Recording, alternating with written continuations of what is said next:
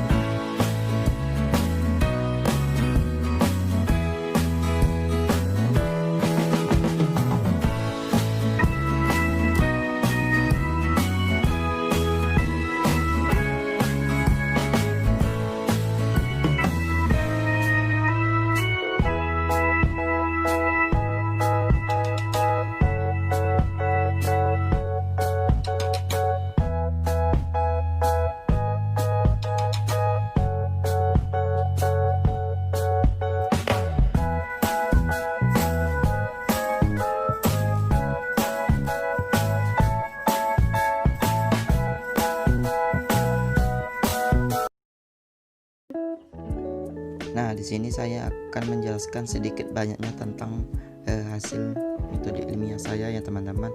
Mengenal lebih lanjut, mari teman-teman simak penjelasan saya berikut ini ya teman-teman. Metode ilmiah atau proses berpikir untuk mendapatkan cara penyelesaian yang mungkin dengan bukti-bukti. Nah, seperti teman-teman lihat pada video sebelumnya bahwa metode ilmiah saya ini berjudul apakah pengaruh kadar garam terhadap mengapungnya suatu benda ya teman-teman. Nah, beberapa tahapan dalam metode ilmiah ini teman ada beberapa ya, seperti observasi, rumusan masalah, hipotesis, eksperimen, analisis data, dan yang terakhir adalah kesimpulan. Observasi yaitu kemampuan mendeskripsikan suatu objek beserta perubahannya atas fakta-fakta yang diperoleh. Nah, di sini teman-teman observasi terbagi menjadi 2 lagi ya. Pertama itu observasi kuantitatif, yaitu dengan menggunakan alat ukur seperti penggaris, neraca, termometer, dan lain sebagainya. Dan selanjutnya itu adalah observasi kualitatif, yaitu dengan menggunakan alat indera seperti warna, gerak, bentuk, rasa, bau, dan lain sebagainya ya teman-teman. Dan di sini seperti yang kita ketahui bahwa teman-teman semua sudah melihat ya video saya sebelumnya, bahwa dapat kita simpulkan di sini saya mengambil observasi kualitatif. Kenapa? Karena di sini saya mengamati 3 butir telur yang ditenggelamkan di 3 buah wadah yang berbeda ya teman-teman. Nah, tahap yang selanjutnya teman-teman adalah rumusan masalah, yaitu sesuatu yang harus diteliti untuk memperoleh jawaban atas suatu pertanyaan. Nah, berdasarkan judul metode ilmiah saya itu pengaruh jumlah kadar garam di air sebagai faktor terhadap mengapungnya benda di air laut. Nah teman-teman, untuk merumuskan suatu masalah kita harus butuh 5W plus 1H, yaitu what apa, who siapa, where di mana, when kapan, why kenapa, dan how bagaimana. Nah, ada yang tahu gak teman-teman apa rumusan masalah tersebut?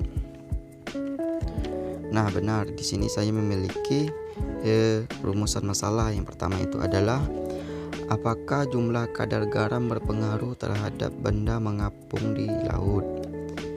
Yang kedua itu bagaimana keadaan bila benda tersebut dimasukkan ke dalam air tawar?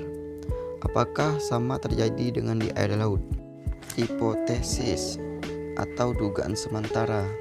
Nah, tujuan dari hipotesis ini agar penelitian lebih terarah dan tujuannya lebih jelas dan lebih efisien pengumpulannya.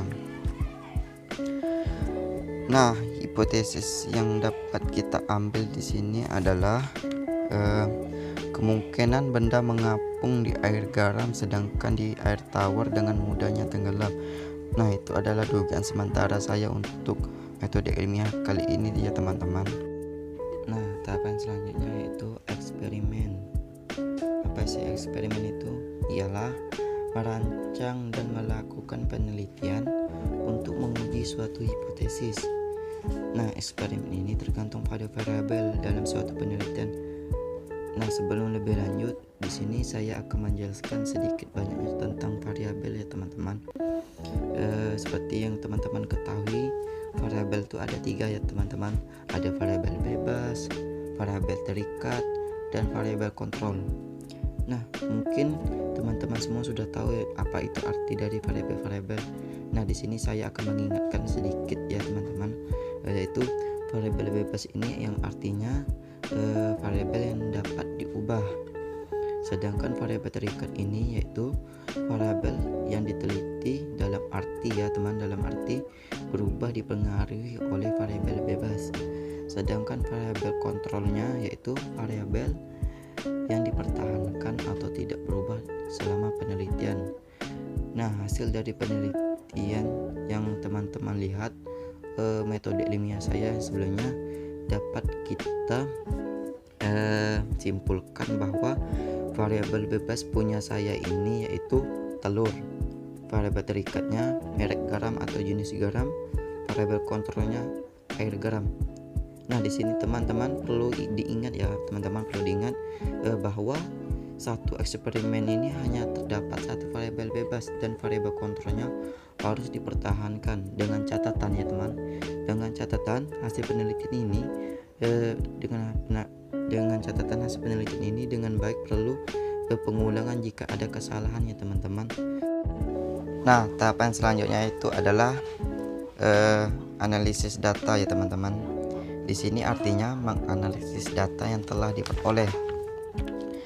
Analisis data ini artinya kita harus menganalisis data yang kita peroleh dari hasil eksperimen tadi teman-teman. Nah, analisis data ini terdapat 2 cara. Ada yang kuantitatif yaitu dapat dinyatakan dengan angka, perhitungan, rumus, dan ada pula kualitatif ya teman-teman, yaitu yang tidak dapat dinyatakan dengan angka, perhitungan, tetapi hanya dapat dinyatakan dengan tulisan atau deskripsi. Nah ya teman-teman, bisa teman-teman lihat semua pada tabel ini, dan ini adalah hasil eksperimen saya ya teman-teman.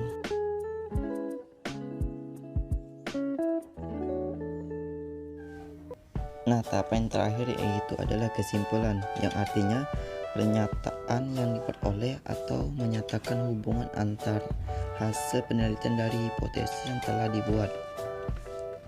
Nah, setelah melakukan eksperimen tadi, kemudian dengan mengamati benda tersebut, dan ini adalah hasil kesimpulan saya.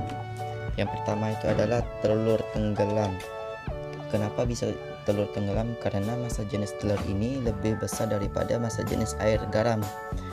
Nah, selanjutnya itu telur melayang. Kenapa? Karena massa jenis telur ini sama dengan massa jenis air garam. Selanjutnya yaitu telur mengapung, yaitu karena massa jenis telur ini lebih kecil dibanding massa jenis garam. Kenapa? Bisa kita ketahui ketika suatu benda memiliki massa lebih berat dibandingkan massa daerah sekitarnya, maka benda tersebut akan tenggelam ya teman-teman.